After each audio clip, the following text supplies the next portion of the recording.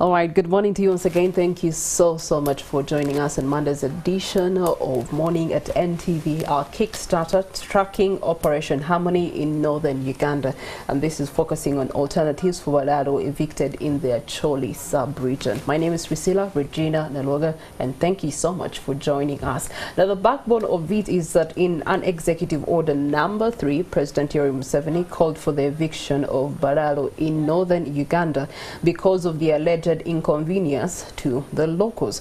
Now, in the Acholi sub-region, security deployment was intensified by the UPDF in the districts of Nwoya, Amuru and Gulu, covering under the crackdown codenamed Operation Harmony. Now, to ride along the lines of this discussion, I am joined by those that are within the vicinity of the talked about areas to give us more light on what are the alternatives towards the eviction in the sub-region of Acholi. We are joined by the Northern Uganda Migrants Cattle Keepers Association Coordinator Gulu, and that is Mr. Daniel Barekye. Good morning to you. Good morning, Priscilla. It's a pleasure to have you. I'm happy to be with you here.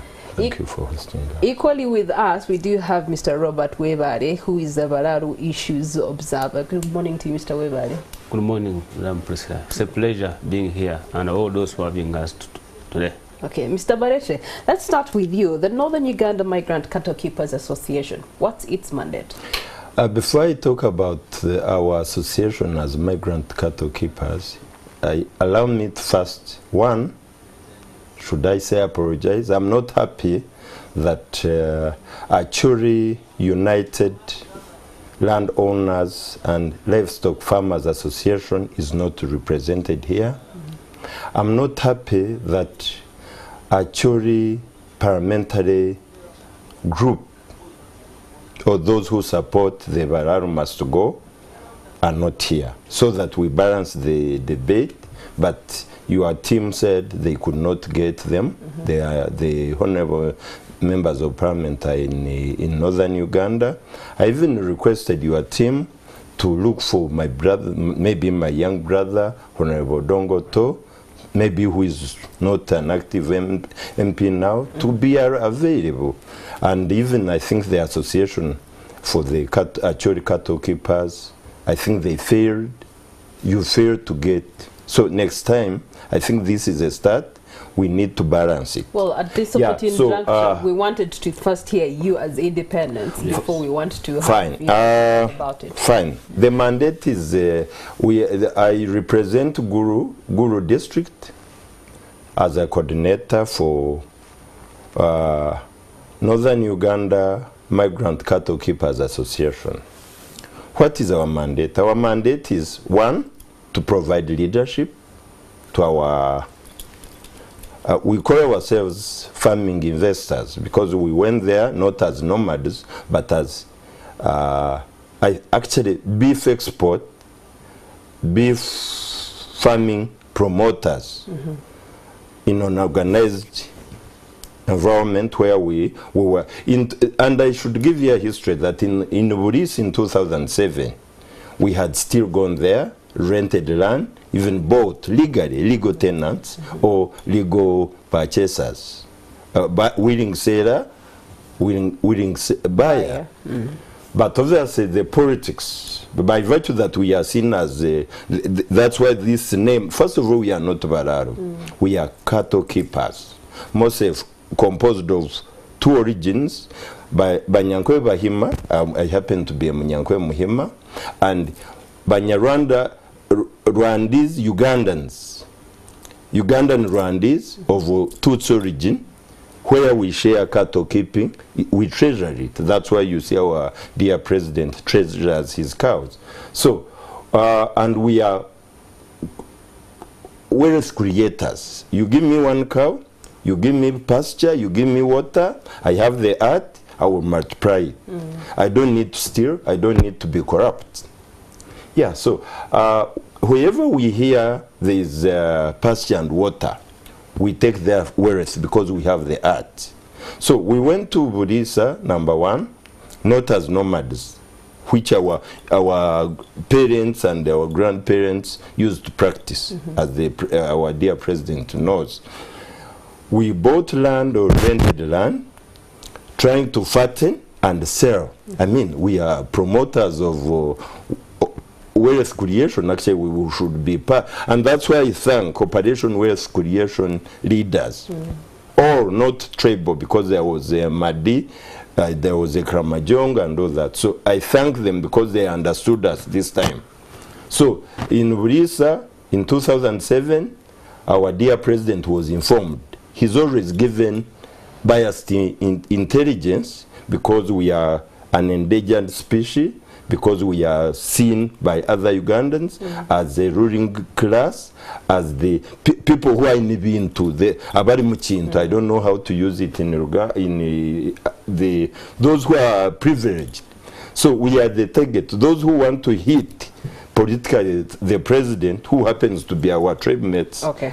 He hits us. So in Burisa, that's where we were unfairly evicted. In 2018, in northern Uganda, again, we were exactly the same thing. We were painfully evicted when we were there legally. We had rented and actually boosted the northern Ugandan economy because we were renting idle grass, which was burning people's homesteads and gardens. But here we were giving money, making idle grass too. So the same thing here when we came in this time. Itself. It is repeating itself. Okay. So we said, let's now get organized. We even look for among ourselves the wrongdoers, because in society, even in NTV here, there are wrongdoers. But there is a way, the disciplinary mechanism. So we came up with, so that we are understood, to avoid the national misunderstanding.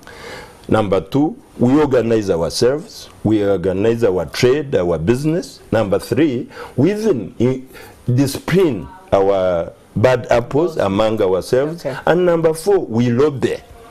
All right. When we look at what he has submitted, Mr. Webale, so far, he talks about the fact that they are in northern Uganda by legal settlement, which is really their fundamental right. You also look at the fact that they're cattle keepers by trade, which is something that we also have to respect. But he has also mentioned something that they seem to be a targeted group. In your observation, what are your perspectives to those three things? One, their rights to be where they want to be, and it's by legal tender that they are there, and they are boosting the economy of the area and by and large Uganda. So why are they being targeted in particular over all the other classes of cattle keepers that are in the country? Well, thank you, madam. I wouldn't take a target very big issue because Uganda is an established country with clear laws. Our concern is that these people, every Ugandan has a right to settle in any part of the country. But we have the political populist. Of recent, I had a very serious Ugandan of recent commenting on some of the journals. When somebody owns land in northern Uganda, or western Uganda, or eastern Uganda, and has bought land rightly, the law of Uganda allows that person to live peacefully. But what has killed our country is politicizing everything. Whatever they see is politics. The issue of Balaalo, or who, is no longer an issue which anybody in Uganda can take it as a very big issue. Because we look at the government in power now, NRM government, our target and the guidance of His Excellency President is 1.3 billion people, market space, targeting the whole Africa. We have got these local investors who have come. We look at the parish model. Let me go back to parish model. They give 1 million. That in the video, this guy has come with 300 cows. Why can't you help this person? If she has come to Acholi or Uganda or part of Western Uganda to see how best he can also help the other person who is there. Two, a Mlalo or a Jono is not above the law. Like I heard about Dr. Kasayosji attacking Jono Saleh. Well, why can't I take him to court? He's not above the law. Now, even the president, I think, was under pressure. These people now, if they're not in Uganda and have committed a crime, let's not take the presidents. I heard somebody, one of the cattle keeper in northern Uganda, who has the cows there. He got 28 cows, gave the LC one chairman. I wish he gave more leaders. Why couldn't this person refuse the cows? Now, as we look at these people can coexist But how does the government comes in, even the president or other leaders, to see how they can guide these people? Some of them who are errands, even in Uganda here, even northern Uganda, even in western Uganda, there are errands people there. But how do we manage ourselves? But the core issue the president has been talking about is sectarian politics. We have intermarriage, we have lived together, we work in the same offices. We have when you go to office judiciary, you'll find the Banyankole there, you find the Bagisu there, and every tribe there. We have married their daughters. Today you are saying no, they should pack and go. Go where? They go where? Because all of us, we have different history. We come from different parts of the world. The Bantu came from other parts of the world. Some of the just come from Sudan and other areas. Now we must look at this small country called, this small village called Uganda. You can't go to like what our senior leaders were, members of Mr. Parliament were there discussing about some community. Are you talking about some community when you are chasing a Mugisu to go and settle in Kabale? Are you going to talk about some community when you are chasing a Munyanko and stay in Mbale, who has bought land rightly? No, the issue is no. I don't have the problem to punish those who are going to abide the law. When you look at the issues that raised within the executive orders, the issue of the destruction of crops, the issue of land ownership, culture. I have in Nakawa here where I live, we have a village of Acholis. Men, they are living peacefully. Yeah. We go to Jinja, they are there. What is important are you moving compatibility of the culture of that place. We have Maibagisu in Kayunga. They are living peacefully. In Masi, they are living peacefully. They are even practicing their culture. Okay. Therefore, to me as a person, the Balaalo or the Banyankole or the Baganda or the Bagisu, like Uganda here, our wish, if the Baganda wake up and say, you should pack and go, where shall we go? I'm told, even the state house is in Uganda. So you are going to say the office of the police headquarters or the judiciary headquarters must pack and go? No. Let the president and other leaders of this country, my elders, sit down and see how best they can bring this people on board. Okay. Those who are wrong, we can find the law. All right, speaking of wrong, we do have Operation Harmony focusing mainly on non-compliant herdsmen, Mr. Barekye. In that regard, talk to us about how this operation is actually being conducted, and is it fair or unfair to your people? Thank you, Priscilla, and to all Ugandans, and maybe even non-Ugandans who are watching us, that to me, this, I address it to our three heads of government. His Excellency the President of Uganda, the CEO of this country, the head of legislature, good enough, my sister in age, and a cattle keeper from Tesoland, and his deputy, my brother, Right Honorable Tayewa. Hopefully he's seeing me. And our big brother or our uncle, the Lord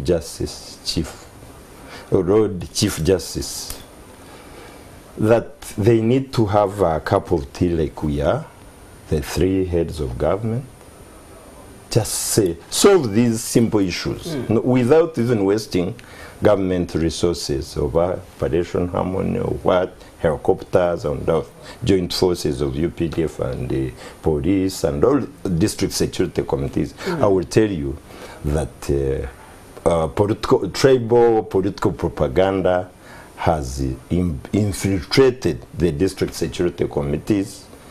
Obviously, they are the implementers of the presidential executive order because they represent the president. The district security committees are chaired by the RDCs, and obviously the RDCs, most of them have been. There are those who are patriotic, who are like, let's stick to the law.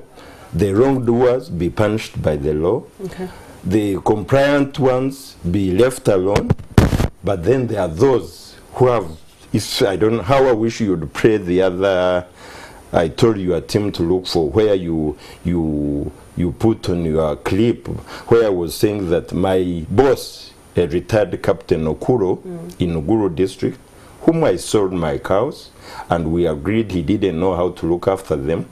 We agreed that I became his manager, and he was paying me in installments. But because I provided this leadership, everyone knew Barekye, I'm known in this town, they had to target Okuro, thinking that they are targeting Dan Barekye. Okay. Shamefully, they did not check his 4-wire fence. They did not check even any presidential eviction guidelines, where they were saying, go with the verification form, check compliance. They were there. You don't need to go in detail. Yeah. Not to, but they just came with the target. They were looking for a camera, you people, so that you capture their campaigns. They were saying those who had not given Kintu Kidogo, they passed so many farms without checking, which even had 3, you call them strands. They picked where I was because they thought I'm the owner of the farm, when with a lot of evidence, the farm belongs to Captain retired Okuru. Okay. Now it's his animals, where I have a claim, they are dying in a government farm in Nwoya, painfully. His children will be poor. My claim, I might not get it, and many others. If you ask down, if you have a representative there, and obviously you forgive the security. What you're trying to say, Barekye, is that it is selective enforcement that is happening. Extremely, and infiltrated with propaganda of Balaalo must go. Yeah, so and right. Security are misled. In regards to alternatives, we now need to look for alternatives because if realistically on ground there's selective enforcement, how do we go about this issue in, again, the point being that we must create harmony between the two settlers? You do have the natives, and of course you do have those that have come to settle within the region of Acholi sub-region, and so we must find alternatives to create that harmony desired. How do we do that? Yeah, thank you. The alternative, the government is struggling with improving people's welfare in this country. We shouldn't look at only the negative issues of this Balaalo here. The government must find land where they can keep this Balaalo. If they have the 500 cows... But why should we put the burden on government finding them land when they can rightly own the land? If they have owned the land rightly, I'm talking about those ones who don't have the land. But those ones who have owned the land rightly, and why do you chase them? Because these cows are not benefiting the Balaalo alone in that sub-region. Let's look at the benefits. There's milk production, there's revenue. The materials used in those farms are bought with local people. The communities, the younger people, they have learned the skills of how they can keep cows. Now, if you go to 500 cows or 300 cows, you go and dump them on a government ranch, and then the cows die, and we're looking for an investor to give you 100 million to get 500 cows. The problem is not the cows. The problem is the settlers or the herdsmen, for that matter, and helping them to live harmoniously in the region. We must help these herdsmen to live harmoniously with the culture of any region in this country. Okay. But our worry is we already have 500 cows. You say, pick these cows, dump them in a farm or somewhere to die. But if you're looking for money to improve the people's welfare, I think it's not logical. Logical is, Webale has come an idea, help him to help the poor people. Now, the people are looking at those people and looking at the advantages in that area or in the areas they live. I don't think that the milk which is in Akogo or Amuru is taken by Balaalo alone. No, the people are benefiting. The local revenues has been improved, because I'm told when I was in northern Uganda that each cow they sell, you pay 20,000.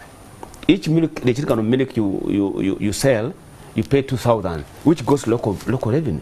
And if it's this true, why can't we, our elders, apart from going to the radio, discussing Genosale, discussing so, these are Ugandans, they're just uniform, but they're Ugandans. So it means that when you're a UPDF officer, you don't own land. You own. You don't own a garden of Matoke? You own. But if they... So you mean the UPDF office is not supposed to own anything because it's within the general ABC? This is how we're going wrong. That's why there are leaders who are takes advantage to disunite our country. If this country is divided, we shall go back and Domacos. All that some people are keeping quiet. Oh, so and so has spoken because of politics, we should chase them. No. Let's find where they've gone wrong. We correct them. Let's find, it's like a child. The child is speaking now, but he can be the best. Guide your son so that he can make it the future. The future now, like I told you, unless we are losing the meaning of 1.3 billion people of this community, where my president signed a treaty that we must have products moving freely in the whole Africa. Yeah. People must cross freely this. They even invited Somalia to be part. They even invited Congo to free trade. Now, you are saying continental free trade and you are chasing your own? You are saying big market, you are chasing your own? And you're dividing. Because of two Webales who are saying they must go. Even the serious leaders like, serious leaders of the organs of, these top leaders of arms of government, you can comment this. You just say, well, this is the matter, but let's handle it in this kind. Okay. So, I believe. Speaking of handling the matter, Mr. Barekye, how do we finish this? How do we close this issue once and for all, especially through the association, in your closing remarks? Oh, we are almost ending. I know, time is fast spent. Then I think I will be very fast. Yes. Number one, hopefully our dear President Sandra has seen me, our dear Chief Justice Sandra has seen me, and our dear Right Honorable Speaker and his deputy are seeing me. We need to, the three heads of government, on top of sitting like this and agreeing to resolve issues, they need, one, to have real money through the budget. They are in the budget cycle of setting up a long advocated for by Honorable Mao, Truth and Reconciliation National Dialogue Commission, as yesterday, because the country is sitting on a time bomb. There's too much hatred. I think since independence, Uganda were hated after Mutesa, Alangis, West Nilas, Acholis, and now us. Every president brings hatred to his trade mates. So we need to apologize to one another. We need that as yesterday. That's number one. And even the media fraternity need to go to be patriotic and advocate for real issues that affect the country. Number two, the three arms of government, again, need to sit and agree through the parliamentary commissions and that allocate money through budgeting to, instead of spreading diseases, foot and mouth, there is what we call Raha. It attacks the lungs and it can whip off the whole herds. Like what happened, those which were sent across Karuma. I know there is a lot that is happening in terms of diseases. Let government, legislature, and even judiciary push Minister of Agriculture and partners to avail money, buy those cows, compensate the complaining. You know the politics behind it is Acholis are complaining that the Balaalo of NRA, of NRM, who took power from Ruto's government, took their cows, the short horn. Now we are bringing back the long horn, taking their. So let the compensation, let those cows in northern Uganda be bought, instead of sending them across Karuma to bring diseases and make people poorer when we are talking of Operation Waste Creation in Uganda, all that. Let them be bought, be given to Acholi, Langis, and the Easterners. Thank you, sir. Wait a minute, the last one, the 600, I hear NUSAP was compensating, valued a cow at 600 in northern Uganda. But through corruption, many people did not get compensated. So the cows are there. Instead of killing them, instead of making people poorer, both migrants and even now indigenous, let them be bought by government and compensate the complaining with real cows. And those are the alternatives that are being offered for the herdsmen in the Acholi sub-region. At the end of the day, there must be some truth and reconciliation dialogue to harmonize this situation once and for all. And at the end of the day, we must also remember that we are here to coexist, even in the difference of trade and tribe. We are all Ugandans at the end of the day. So the spirit of patriotism should be the front runner of this conversation. conversation. Thank you so much for having been a part of this conversation. And on behalf of Chris Igenyi and myself, Priscilla, Regina, Nwoya, this marks the end of our edition of Morning at NTV. Good morning. Hopefully.